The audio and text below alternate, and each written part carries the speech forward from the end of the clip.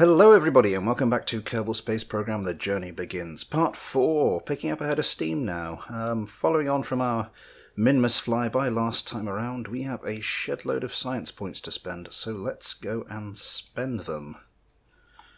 Let's just have a look at the whole tech tree there. Lovely. So, as I said in the first episode, we're going to go through this one tier at a time, so we just go and grab the last few bits here. Ladders in that last one, that'll be very nice. Then, heat managements don't need, electrics we're okay for. Advanced exploration, I don't think we need any of those the extendable ladders or the science lab just yet. Command modules, definitely don't need that just about now. It's got the monopropellant tanks, that might come in handy. Advanced landing, I'm not going to go for the plane parts just yet. Actuators, this has the Separatrons. I think we're going to be using the Separatrons fairly soon. We've got a bit of a plan for those, so we will grab that. Going back to this, this has the monopropellant tanks, and I think I'm probably going to be using those quite soon as well. Yeah, I think I'm going to get them, although we've got the docking ports. Ooh, I'm torn. I think we're going to get that. Yep, executive decision made. Well, that wasn't a bad little haul for one mission. Let's go and get cracking with our next one. And our next one is the big one. Well, it's not literally the big one. I think it's a little bit shorter than the last one. Anyway, moving on. We're just going to go through this one at 4 times time acceleration. Because, well, we've seen this exact same thing before, and I don't want to do every launch in mind-numbing detail. This is a slightly upgraded version of the Darwin Mark II. You can see the SRBs being separated off there by the new Separatrons. Just something I wanted to test out here, because if we wanted to do an ascent profile which involved us tipping over before we ditch the SRBs, then I didn't want them just crashing back into the rocket, as they are wont to do. But the other upgrade we got with the parts we've just researched are those slanted nose cones on top of the SRBs. I don't know if Kerbal Space Program simulates the aerodynamics in enough detail for those to actually make any real difference, but well, they look nice, so I'm happy. Anyway, here we are, pushing on into orbit and then onward to Minmus to land on Minmus. You can see on top of the rocket there is a different vehicle from last time, and that will be our landing vehicle. We'll get a bit more of a look at that later, but here we are, just fine-tuning our orbit, and there we are. So, now we need to plan some manoeuvres. Let's get going with that. The first thing we will need to do is plan a plane change, so let's find Minmus and set that as our target. Lovely job. We're nearly on top of that descending node actually, so we will need to set up our manoeuvre quite quickly. Little further. Little further. There we go. Let's get pointing towards that manoeuvre node. There wasn't any need for such a rush after all. Let's just time accelerate forward. I think I'm going to want to go at about 5 seconds-ish. Those 3 engines generate a lot of thrust, so just fine-tune it.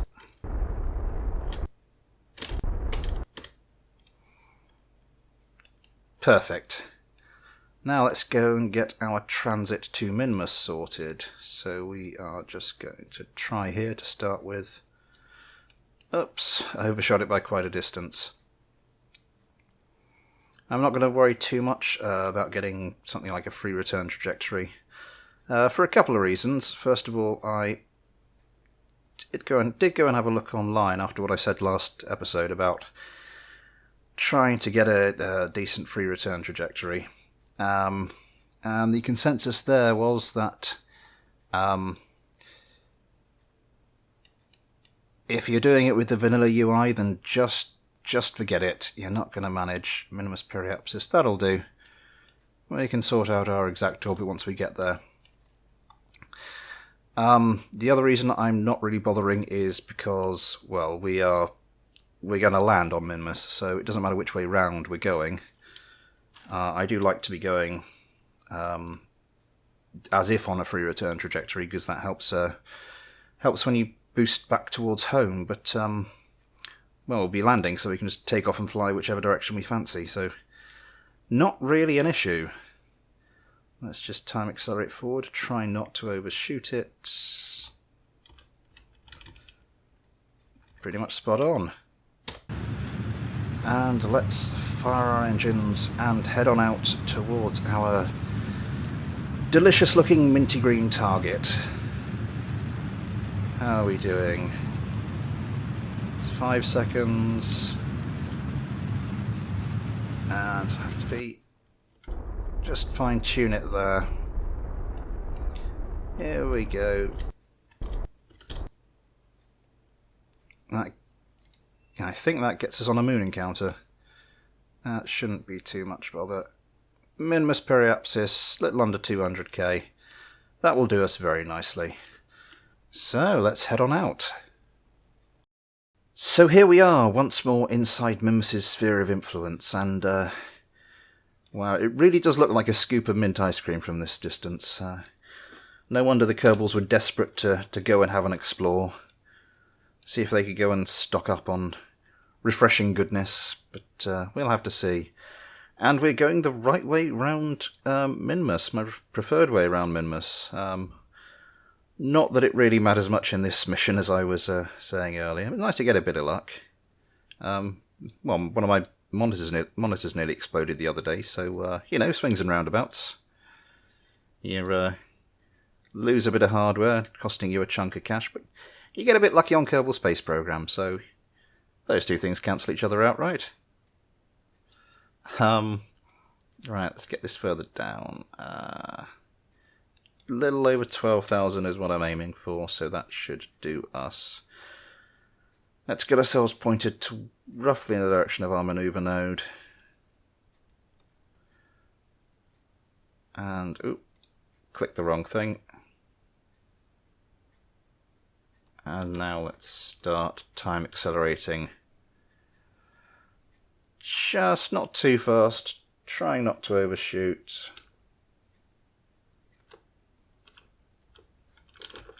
And overshooting. Well done me. Let's just fire up. Get ourselves into orbit. There we go. Get the periaps down.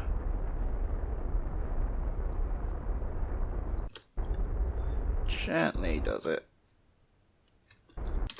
That'll do. Now let's get ourselves pointed prograde here. There we go. So that when we time accelerate around the planet, picking up a lot of speed there.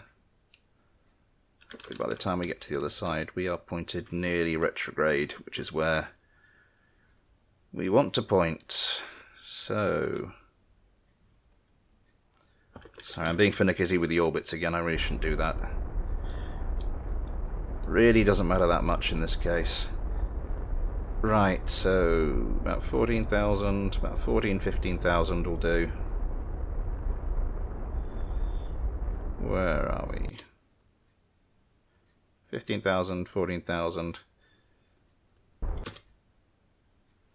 That's within a kilometre of each other. That's good enough.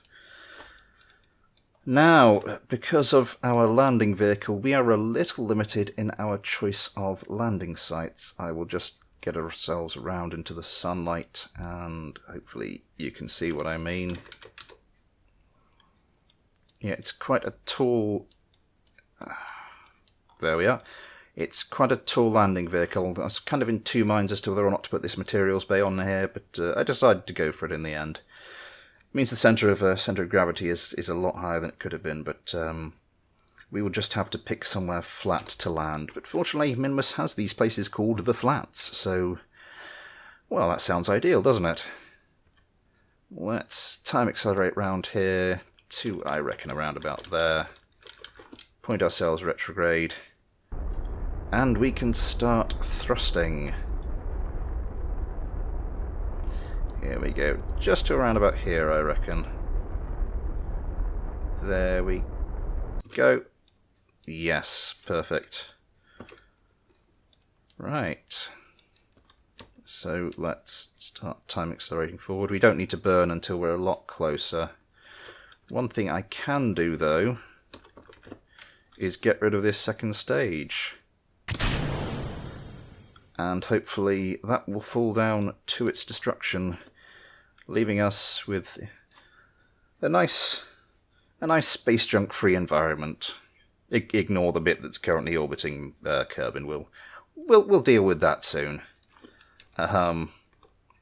Right. I don't want to go completely suicide burning this, but certainly a lot lower than we are.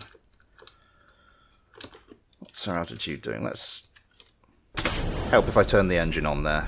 Well done, me again. Okay, let's just sort of take the edge off the speed there. Just drop ourselves gently down. The landing legs would be a huge help for a landing.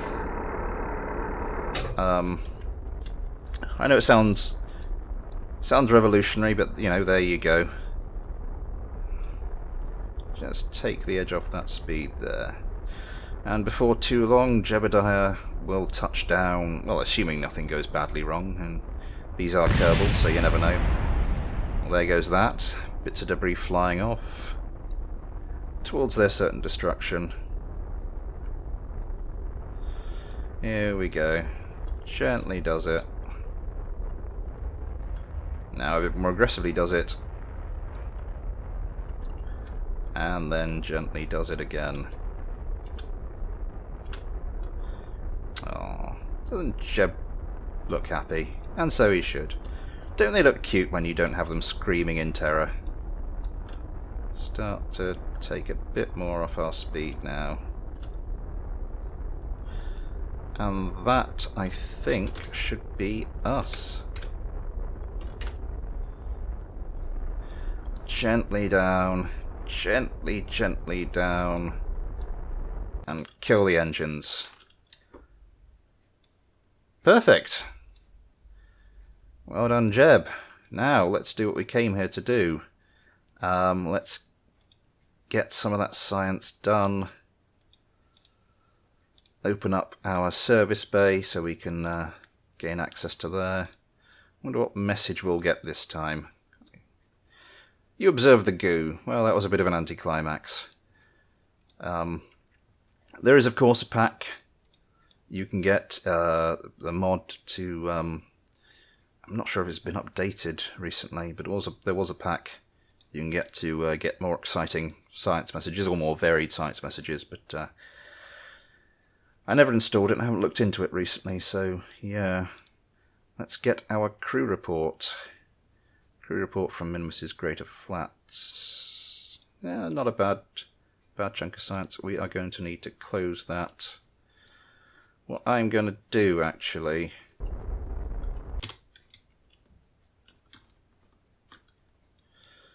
yeah, just so we're in the light, just so it makes for a better visual. Right, Jeb, your time in the spotlight. Go do your thing. Let us get an EVA report. You feel a bit like a superhero when you jump in the low gravity. You will be a superhero, Jeb. You will be. Just a moment from now. Let go, get the RCS pack going, and then softly onto the ground. And there we have it.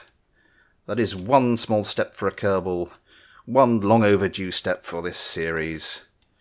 Let's get him clip through the the landing vehicle there. Let's get him doing some of the things we got him here to do. First of all, let's take a science from Minmus's Greater Flats. A grandiose title there. The surface seems to consist of tiny crystal-like grains. Very pretty, but probably not edible. No, if you've got crystal-like grains in your ice cream, that means it's sort of thawed out and been refrozen. So I agree with you, Jeb. Probably wouldn't be very nice. Let's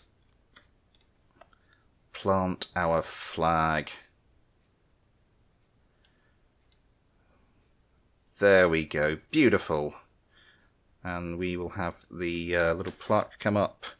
I am not going to be very imaginative here. It's like when people pass around birthday cards at your place of work. Good job, Jebediah. I'm the sort of... I used to be the sort of person who would and ah. I'm just trying to think of something witty or what have you, but no. Nowadays it's like, screw the imaginative messages. We are just going to write happy birthday and move on. Let us get a thumbnail here. Jeb looking suitably happy. There we go, perfect. Mission accomplished. Now I'll stay here, short but sweet, so Jeb makes his way back to the landing vehicle. Out with the RCS pack again. And off we... Oop, bit too high there. Okay, forward. Forward. Grab. There we go. Let's collect this data because that will not be coming back with us. Right. Let's board. And I think we are ready to head off. Let's fire up those engines, get ourselves pointing towards the 270-degree mark. There we go. Start thrusting, not too hard, but probably a bit harder than that. Get the apoapsis up to about 10,000, then tilt further over and get up to about 20,000. Well, I don't think that's the most efficient burn I've ever done, but it did the trick. Cannot warp faster than... No, Minimus doesn't have... Isn't like Kerbin, it doesn't have the nice convenient 4 times time accelerate zone that you can use to speed things up on Kerbin. But hey ho, let's get you going a bit faster. Slow us down.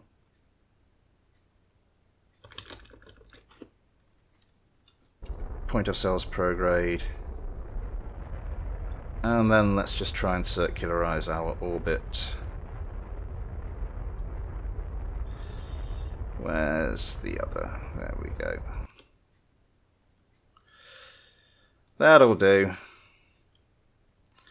My OCD is complaining, but I shall ignore it. Let's get you a bit further round, actually. No, not you. You. I think probably about there. So, let's get ourselves round. Oh god, this could be a long one. 21,000. I think the margin for the 1,000 times is 24,000 meters. So it wasn't far off, but annoyingly just below that, and we have to just sit here and wait as our vehicle slowly orbits Minmus. But before too long, yeah, that'll do. You don't have to be too precise in this one. And we just burn prograde until we get our Kerbin periaps down to the right altitude. As I said last time out, we'll be going a bit more aggressively this time. So yeah, burn a bit harder, Where are we? So I reckon about 25,000 should do us. 24,000. That will do. So, get those landing legs stowed. Not that it really matters, it just looks a bit tidier. If you're going to do something, let's do it properly. So, congratulations, Jeb. You are going back to Kerbin a hero. So let us get on our way. And our journey home goes by without a hitch. So we're just going to go through this at 4 times time acceleration. You've seen this before. If you're watching this video, you've probably seen this hundreds of times before. And also, as we were coming back over the planet, I noticed we were going to be re-entering on Kerbin's night side, which hardly makes for the most riveting viewing, apart from a few fireworks there provided by our exploding service module. The more aggressive re-entry approach seems to have worked. We get a few heating warning bars there, but they quickly disappear, and the whole thing passes by a lot quicker than it has done previously. So here we are getting down into the lower atmosphere. So we pop our parachutes and watch as Jeb floats gently down into the ocean. Just ditching our heat shield right at the end there. Takes about a meter per second off of your final velocity. And as we splash down in the oceans, it's time for us to go and see what we've earned for ourselves today. So that's about 540 science, giving us roughly 580 in total. That's not bad for a day's work. Anyway, thanks for watching everybody, take care, and I'll see you next time.